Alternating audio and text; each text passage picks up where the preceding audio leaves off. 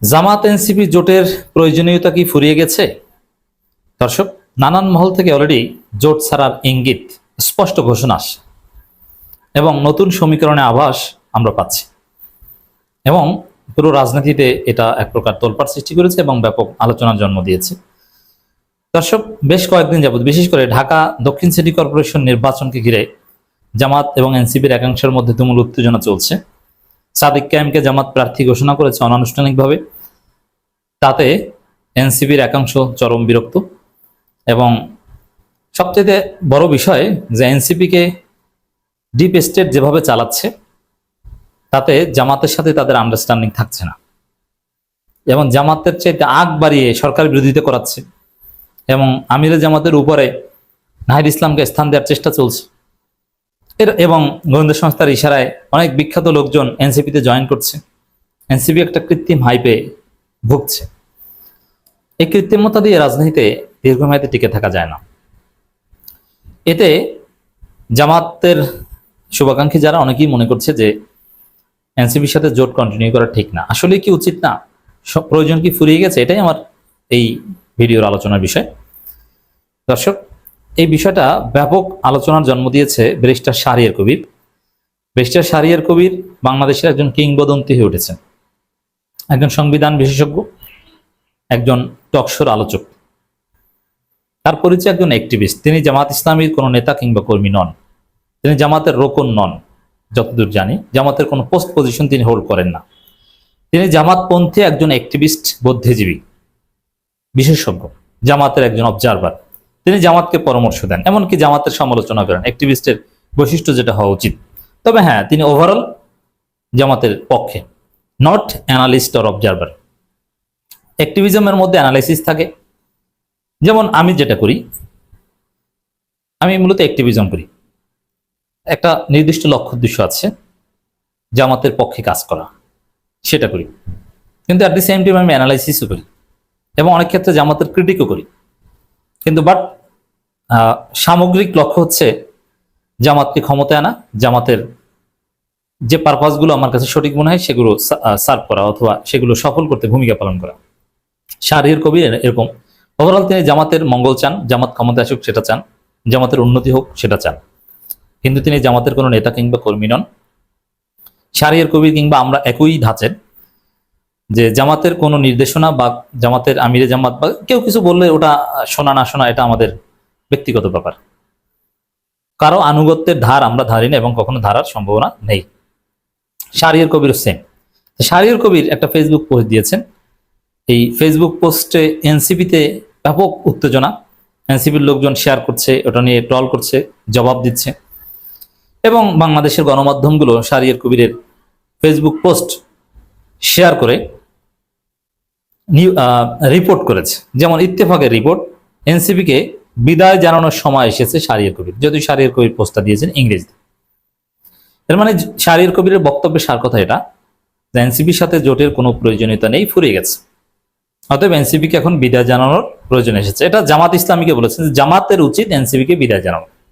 এটি শাহরিয়ার কবিরের বক্তব্যের সার কথা, যদিও স্পষ্ট তিনি বলেনি। আমরা একটু প্রথমে ইত্তেফাকের রিপোর্টটা দেখি।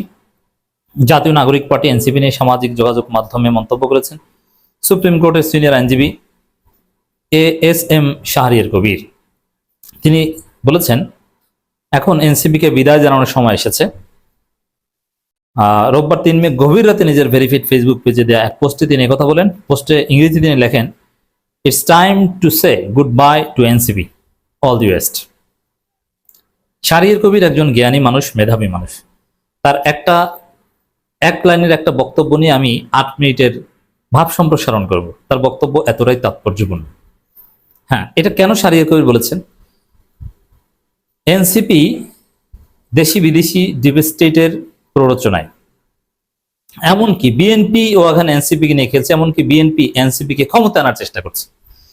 বিএনপি চায়, বিএনপি জানে যেহেতু বিএনপি নিজেরা আজীবন ক্ষমতায় থাকতে পারবে না, এমনকি বিএনপিকে যারা এবার ক্ষমতা এনেছে তাদের দৃষ্টিভঙ্গি হচ্ছে যে 5 বছর পর বিএনপিকে ক্ষমতায় রাখবে না এবং প্রয়োজন পড়লে মাঝপথে বিএনপিকে সরিয়ে দিবে। বিশেষ করে যুক্তরাষ্ট্র যাদেরকে ক্ষমতায় আনে বা বিদায় দেয় তারা এরকমই করে, যাদেরকে ক্ষমতায় আনে তাদেরকে এক পর্যায়ে সরিয়ে দেয় বা একটা গোষ্ঠীকে 5 বছরের বেশি যুক্তরাষ্ট্র ক্ষমতায় রাখে না। এটা মার্কিন ডিপ স্টেটের একটা অঘোষিত পলিসি। সেই হিসাবে বিএনপিকে যুক্তরাষ্ট্র, মার্কিন ডিপ স্টেট বা 5 বছরের বেশি ক্ষমতা রাখবে না, এমনকি 1.5 বছরের মধ্যেও ঘটনা ঘটতে পারে যদি প্রয়োজন হয়। তারপরে কারা? তারপরে জামাত। এটা অনিবার্য, বাট এটা অনেকে সহ্য করতে পারছে না যে তারপরে এনসিপি কে দেখি বড় করা যায় কিনা। বিএনপিও চায় এটা, কারণ জামাত হচ্ছে দুর্নীতি বিরোধী একটা সংগঠন। এই জন্য এস্টাবলিশমেন্ট জামাতকে চায় না, কারণ জামাত ক্ষমতা আসলে তাদের এইসব খাওয়া দাওয়া থাকবে না।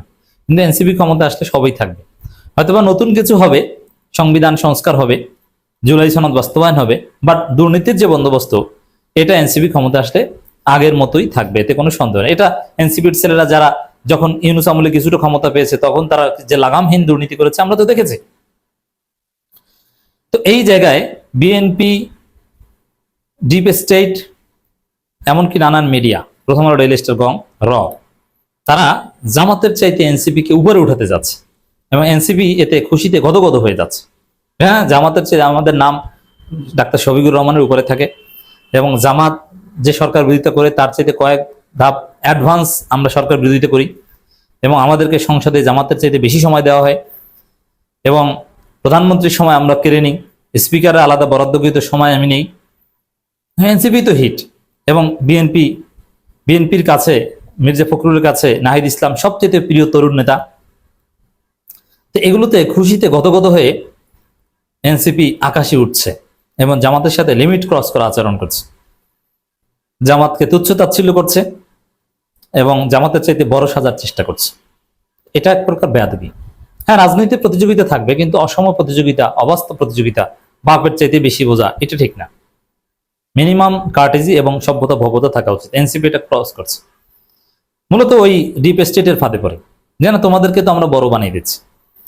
এই সব কারণে, যেটা ঢাকা দক্ষিণ সিটি কর্পোরেশন নির্বাচন কেন্দ্রিক যে তাদের নোংরামি, সাদিক কায়েমদের বিরুদ্ধে যে নোংরামি এবং ছাত্র দলের যে সন্ত্রাস এবং গুজব শিবিরের বিরুদ্ধে, সেখানে এনসিপির ছেলেদের ছাত্র দলের পক্ষে অবস্থান নেয়, শিবিরের পক্ষে যথাযথভাবে না দাঁড়ানো, এই বিষয়গুলো জোটের প্রয়োজনীয়তা ফুরিয়ে দিয়েছে বলে শাহরিয়ার কবির হয়তো মনে করেন, কিন্তু আমি মনে করি না। হ্যাঁ, এনসিপি এই চালাকি করছে, অনেক ক্ষেত্রে বেয়াদবি করছে, জামাতকে এটা ডিল করতে হবে।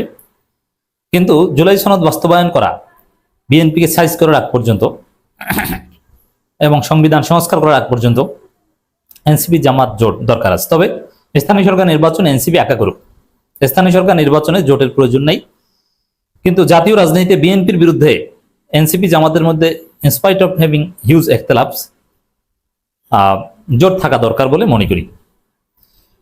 তো দর্শক, তবে এনসিপি কারো ফাঁদে পড়েছে।